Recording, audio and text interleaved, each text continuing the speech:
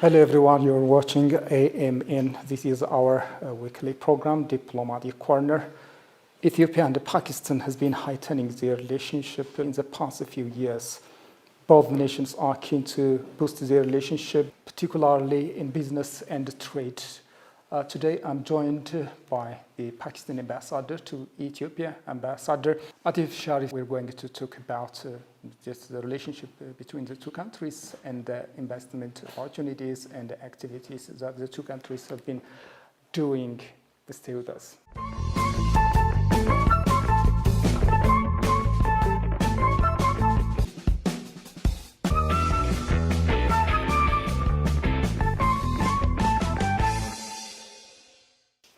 Well, Ambassador, I really appreciate for your time and thank you so much again for your willingness for this interview.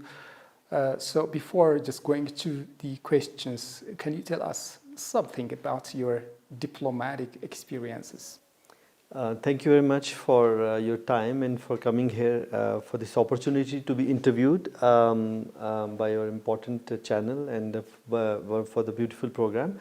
I started my diplomatic career with my first assignments in the Netherlands. It was an important assignment that I learned about the multilateral work as well as bilateral work, and learned about the thing. And then before that, I did my French language from French Institute in Vichy. So I stayed for 3 years in the Netherlands. Then I went back to my ministry. And then I worked in the headquarters. Then I went to Ankara, Turkey for 3 years. That was also a very important assignment because Pakistan and Turkey have close political and economic relations. So I learned much from my stay in Ankara. From there I went to Malaysia for 5 years and worked in different assignments as Deputy Head of Mission, but also for 9 months I was the acting High Commissioner over there. And Malaysia also has important economic partnership with Pakistan, political relations. So it was a good, productive and fruitful stay over there. So then I went back to the ministry and I got promoted to the Director General. And I worked on parliamentary affairs and also on various other assignments before being posted to Ethiopia. All right. That's a great experience. Yeah. So it has been some time since you became ambassador to Ethiopia and to the African AU, I think. Yeah, African Union, that's right. As well as the United Nations Economic Commission for Africa.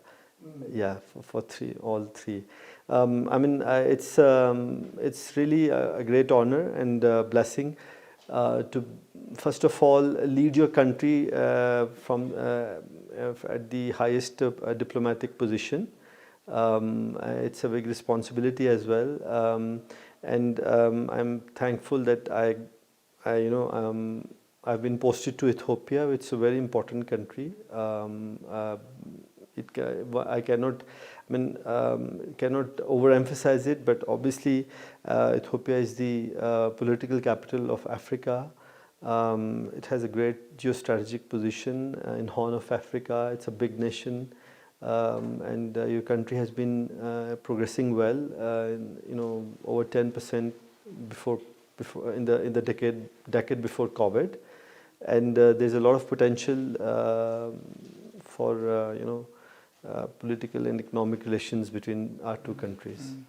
This is your first time, Ambassador, when you come to Ethiopia? Yes, that's right. This is my first time to Ethiopia as well as Africa. Our government has embarked on a strategy of Engage Africa, where traditionally we have focused on Asia, Europe and USA, other regions, but realizing the importance of Africa's continent, the government has opened many more missions. Now we have 18 to 19 missions in Africa. We opened new missions in Djibouti, in Cote d'Ivoire, in Ghana. So like 3-4 missions in the last few years we opened. So naturally we as a diplomat, it was an interesting assignment, and the adventure of going to a new place, a new continent, and learning about it. It was quite appealing to me. Everything is like it's well organized. Addis Ababa is a very clean city. The city government is working well. The people are, the law and order is very good in the city. The weather is very nice, and there's a good level of progress everywhere around. It's the parks over here. All these things,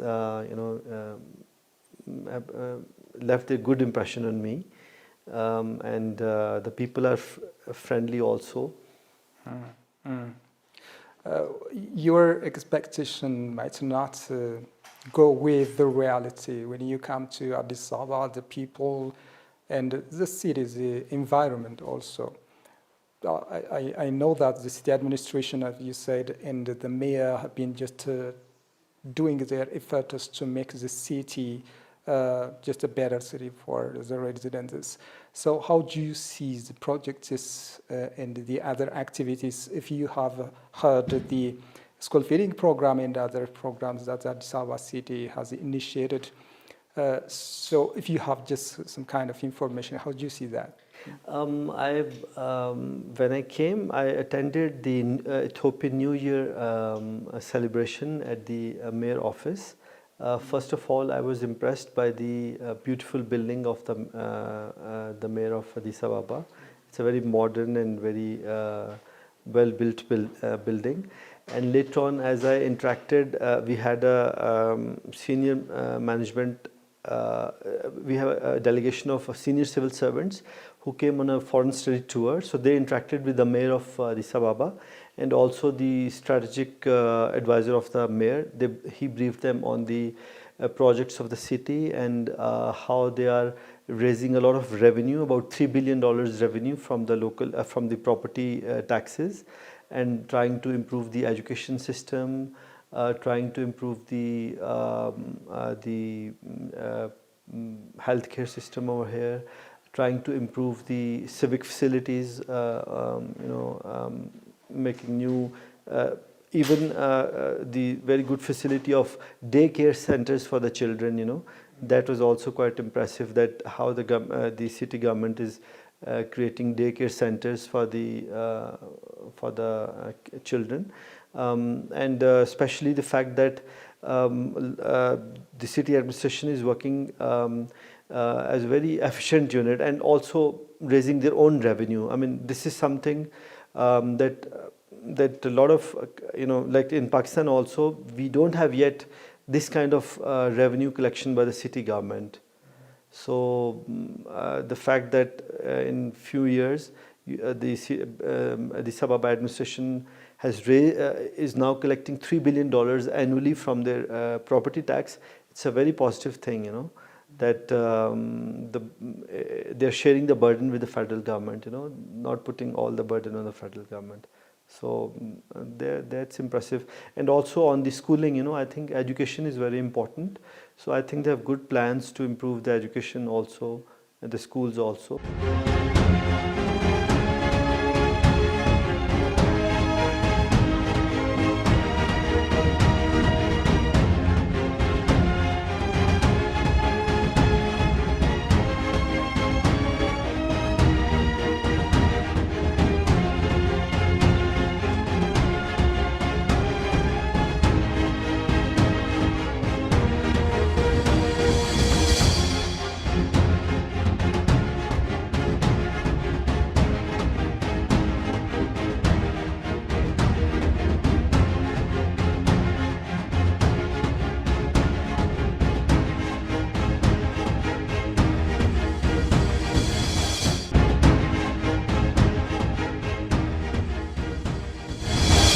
Let me take you to your country, Pakistan. I think Pakistan is famous for a number of things. So let me give you some time to talk about Pakistan. What kind of country is Pakistan? Pakistan is a country of diverse geography and diverse people.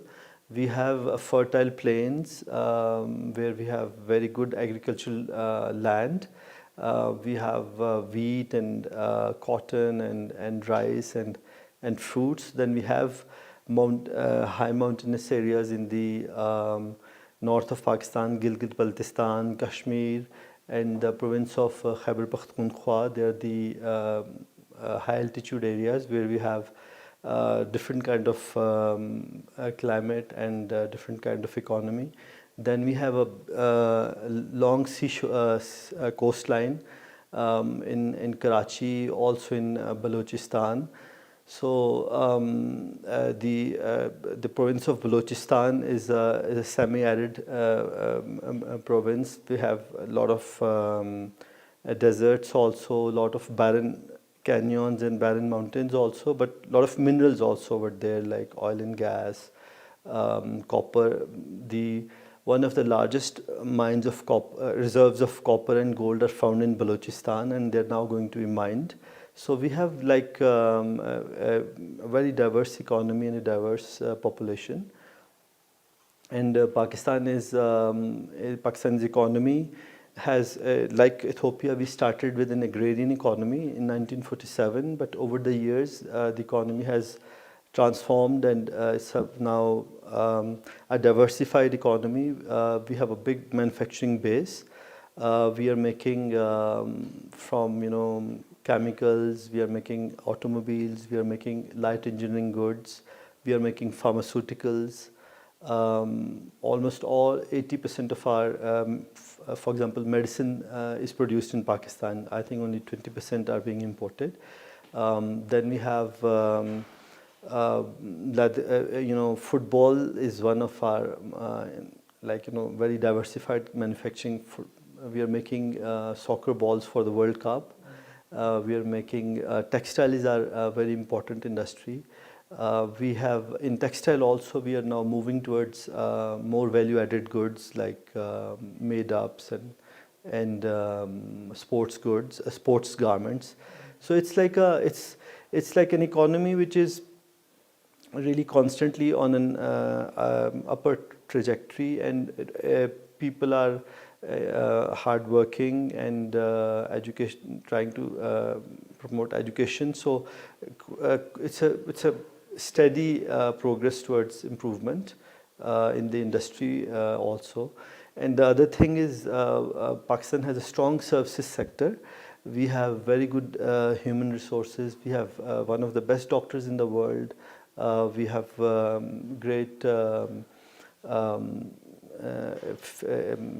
engineers. IT is now one of the leading sectors of Pakistan in information technology.